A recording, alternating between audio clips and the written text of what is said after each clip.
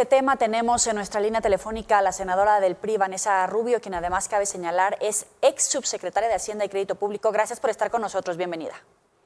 Hola, ¿qué tal? Muy buenas tardes, estimados Joely y Alejandro. Me da gusto saludarlos y desde luego a todo su auditorio.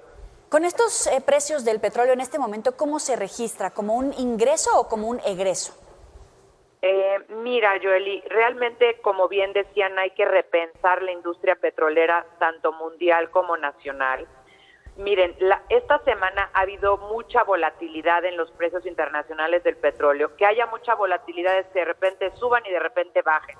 Pero sobre todo hubo un desplome muy importante hace 2 días. Sí. Los precios del petróleo es la suma de los principales precios de los principales productores. Por ejemplo, hay uno que es el de Estados Unidos, que es el West Texas. Hay otro que es el del Reino Unido, que es el Brent, y está, por ejemplo, el otro que es la mezcla mexicana. Sí. Hace 2 días, el West Texas, el de Estados Unidos de Texas, llegó a costar $40 por barril negativos. Y es una locura porque la gente me preguntaba, ¿cómo algo puede costar negativo? ¿Cómo puede haber un precio negativo en la economía? Y yo les decía, hay tanto petróleo y tan poca demanda de petróleo por esta caída que hay de la economía mundial por coronavirus, que ya no cabe en ningún espacio más guardar un barril más de petróleo. Eso fue lo que pasó antier. Entonces, cada barril que se producía, básicamente te pagaban por llevártelo, en vez de que tú pagaras por comprarlo. Entonces, cada barril llegó a costar $40, implicaba que si tú llegabas a un lugar por un barril de petróleo por el que estabas dispuesta a pagar dinero, más bien lo que te pagaban era $40 por llevártelo, ¿me entienden? Es una locura económica, pero eso fue lo que llegó a pasar. Entonces, al final del día, cuando los precios se desploman tanto, hoy ya se recuperaron un poco, el de West Texas cerró en 14 más o menos dólares por barril, el del Reino Unido, el Brent, 20 pesos, México cierra a las 6 de la tarde en unos minutos más, pero al final del día, lo que está pasando con el mercado mundial de petróleo es que hay mucha oferta y muy poca demanda. Entonces, lo que ahora tendría que estar haciendo México es repensar toda su estrategia energética, pero sobre todo la petrolera en el caso de Pemex. Hoy no hace ningún sentido, por ejemplo, hacer una refinería que te va a costar más dinero producir el barril de petróleo que en lo que lo vas a vender. Justamente, eso es como está el mercado. Ha sido, digamos, Vanessa, la discusión principal de la oposición en esta crítica que ha hecho el presidente, pues de los anuncios que ha tenido desde el pasado 5 de abril, los que hace hoy, de mantener estos proyectos prioritarios.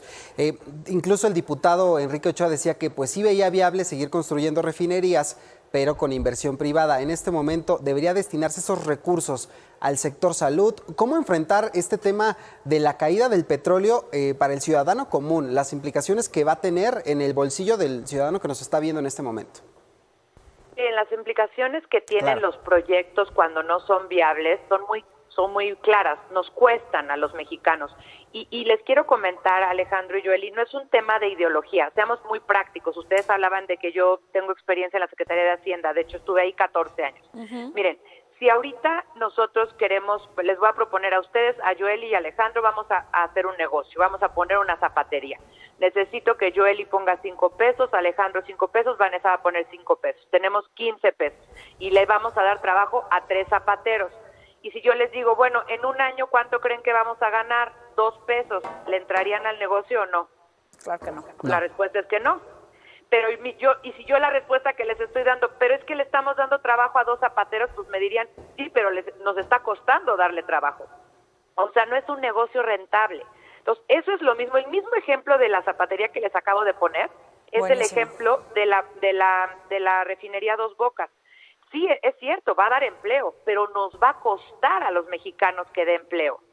Y eso que nos va a costar, pues yo les pregunto, los 3 proyectos de Dos Bocas, Santa Lucía y el Tren Maya, ¿saben cuánto es en total? 850,000 millones de pesos. Es una cifra brutal. Y yo les digo, miren, podemos discutir si hacerlos o no hacerlos. Yo sería de la idea de no hacerlos porque no son rentables. Pero vamos a poner, ¿qué les parece que los ponemos en pausa hasta que México crezca? El año pasado decrecimos menos 0.1. Este año vamos a decrecer entre menos 8 y menos 10. Llevamos 2 años de no crecer. ¿Qué les parece que como pacto de los mexicanos nos ponemos de acuerdo, los ponemos en pausa hasta que México crezca y mientras tanto utilizamos esos recursos para la salud de los mexicanos? para los médicos, para las enfermeras, para los camilleros, para tener medicamento, para tener ventiladores, para tener medicinas para los enfermos. Eso en el sector salud. ¿Y qué les parece que lo destinamos para atender la peor crisis económica que va a tener en la historia México, que se va a dar este 2020?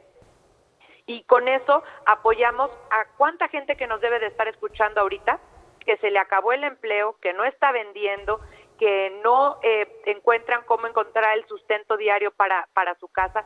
Entonces, pues sí, para mantener el empleo y para mantener a las changarritos y a las microempresas y a las empresas chiquitas, medianas y a todas las que generan empleo. Entonces yo creo que los mexicanos hoy es un tema, les digo, no de ideologías. Si tenemos esos recursos, ¿para qué los invertimos en algo que nos va a costar y no nos va a redituar? ¿Y por qué no mejor lo invertimos en las dos necesidades más grandes que hoy tiene cualquier mexicano? Que es, número 1, salud, porque sin eso no tenemos nada, y número 2, subsistencia. Vanessa, te buscábamos precisamente por la amplia trayectoria que tienes, por la experiencia que tienes, pero aprovechando este discurso tan didáctico con la que nos explicas la información, quisiera pedirte que nos ayudes a entender, que le des la clave de la información a nuestro auditorio sobre estas 11 medidas que anuncia el presidente de la República hoy para enfrentar la crisis sanitaria y económica.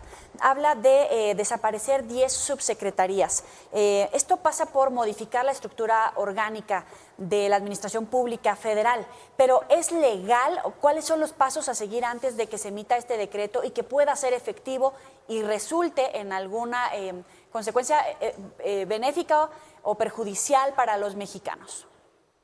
¿Saben qué? Qué bueno que me preguntas esto, Joely. Acá hay un tema de orden de magnitud, porque se oye muy rimbombante decir que tenga más austeridad el gobierno, y entonces todo el mundo dice, sí, que tenga más austeridad. Claro. Que no hayan excesos, sí, que no hayan excesos. Que haya más transparencia, sí, que haya más transparencia. Que no haya corrupción, claro que queremos abatir la corrupción. Todo eso es una narrativa, se oye bonito, está bien, y hay que hacerlo. El problema es que ya la austeridad no alcanza. O sea, aunque casi cortaran todo el presupuesto, olvídense de 10 subsecretarías o de 20 o de 30, aunque cortaran todo el presupuesto público, ya eso casi ni nos alcanzaría para enfrentar la crisis ahorita. Es como que tú llegas ahorita, Joely, y siguiendo esta parte muy esquemática, que llegas ahorita y me dices, Vanessa, tengo una urgencia terrible, le estoy pasando fatal, debo $1,000,000 que tengo que pagar mañana. Y yo te diga, Joely, no te preocupes, yo te presto 10 pesos. Seguramente me vas a agradecer muchísimo, pero ¿qué hacen esos 10 pesos contra el $1,000,000 que debes? Nada. Entonces, el orden de magnitud es muy importante que todos lo tengamos, porque aquí lo que se requiere son miles de millones de pesos que no vamos a ahorrar con 10 subsecretarías, que no vamos a ahorrar con el donar un salario o donar 2 salarios. Aquí se necesitan decisiones grandotas, y las decisiones grandotas, a ver, yo les estoy hablando de 850,000 millones de pesos de 3 proyectos. También les puedo hablar de miles de millones de pesos que tenemos, por ejemplo, en una línea de crédito con el Fondo Monetario Internacional. Durante décadas ha negociado México el ser uno. En el Fondo Monetario Internacional, Joely y Alejandro, hay 189 países. De esos 189 países, solo tres en el mundo, entre ellos México, tiene una línea de crédito abierta con el Fondo Monetario Internacional. No necesitamos ir ahorita a Washington, ni hincarnos, ni formarnos, nada. Lo único que necesitamos es hablar por teléfono y pedir parte de esa línea de crédito. ¿Por qué no usamos parte de esa línea de crédito que está para contingencias, para poder enfrentar tanto la crisis de salud como la crisis económica? Y con el desaparecer a las 10 subsecretarías, pues lo único que vamos a hacer es mandar a más gente al despido, mandar a más gente a la calle, y que cada vez el gobierno sea más incapaz de poder atender las necesidades de los ciudadanos, pues porque ya no hay gente que nos atienda, porque ya no hay buenos niveles para que piensen las políticas públicas del país. Entonces también necesitamos un gobierno funcional, claro que sin excesos, qué bueno que haya austeridad, pero ya la austeridad no nos alcanza, es un tema de orden de magnitud. O sea, queremos aventarle unas gotitas de agua a un incendio enorme de 30 cuadras. Bueno, esto que estás comentando me parece que es relevante porque el presidente ha insistido en que no quiere endeudarse, y lo dice basándose en un discurso de que en el pasado, pues los gobiernos anteriores han usado estas líneas de crédito abiertas, como bien lo comentas, y probablemente no era necesario. Y algo de razón tendrá, ¿no? Sin embargo, en este momento, creo que una vez más, en las propuestas que presenta el día de hoy, se le cierra un tanto la puerta a la iniciativa privada, a este sector que ha dado propuesta tras propuesta y al parecer no ha sido escuchado todavía por el presidente. ¿Qué lectura le das a esto? Mira, te comento las dos cosas. El tema de la deuda, les va a sorprender el dato que les voy a dar, Alejandro. Hoy ya este gobierno es el más endeudado en las últimas décadas. ¿Por qué?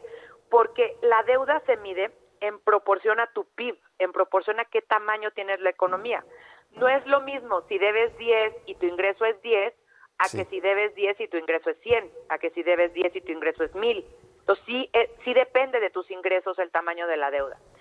Este año la deuda debió de haber sido, y así nos dijo Hacienda que iba a ser, de 45% respecto del PIB del país. Y como el PIB se ha hecho más chiquito porque no hemos crecido, hoy ya la proporción de la deuda es 52% respecto del PIB. No es nada más no endeudarse. Si no creces, también le estás haciendo un daño al país.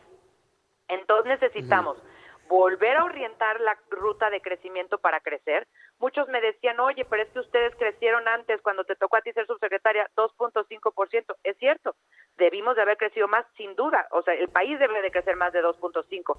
Pero a ver, aquí y en China y en donde me digan 2.5 es mejor que 0. Y el año pasado crecimos 0. Y este año vamos a crecer negativo 8 o negativo 10. Y ya es el gobierno más endeudado, reitero, porque el producto del país, el PIB, se ha hecho chiquito. Entonces, ahí hay un tema para el tema de la deuda. Por el otro lado, el tema de la iniciativa privada, más que la iniciativa privada esté haciendo propuestas, Alex, yo lo que te diría es la iniciativa privada genera empleos, punto. Y el gobierno luego se nos olvida. ¿De dónde creemos que el gobierno saca los recursos? El gobierno saca los recursos de los impuestos que les cobran a ti, Joely, a ti, Alejandro, a la empresa chiquita, a la empresa mediana, a la empresa grande. Ese es el financiamiento que tiene el país. Entonces, si hacemos que esa empresa o esa persona pierda su empleo, pues entonces la pregunta es después de qué nos vamos a financiar como país. Entonces, no podemos ahogar al sector empresarial del país. Reitero, la empresa que es de una persona, la empresa que es de 2, la empresa que es de 5, la que es de 10,000, no se pueden ahogar a las empresas mexicanas, porque si acabamos con el empleo en el país, otra vez vamos a no crecer por segundo año consecutivo, que eso ya seguro nos va a pasar. Y cuando no crecemos, pues nos va mal a todos, pierde su empleo la gente, se destruye valor, y eso pues es malo para todos. No ha habido en el mundo, Joely y Alejandro, un solo país que sin crecer pueda generar prosperidad a sus ciudadanos. Necesitamos crecer para poder generar prosperidad. Entonces, no está cuadrando la matemática, pues, no están dando los números. Es Vanessa Rubio, gracias por estar con nosotros aquí en Mega Noticias TVC. Al contrario, gracias a ustedes, saludos. Hasta luego.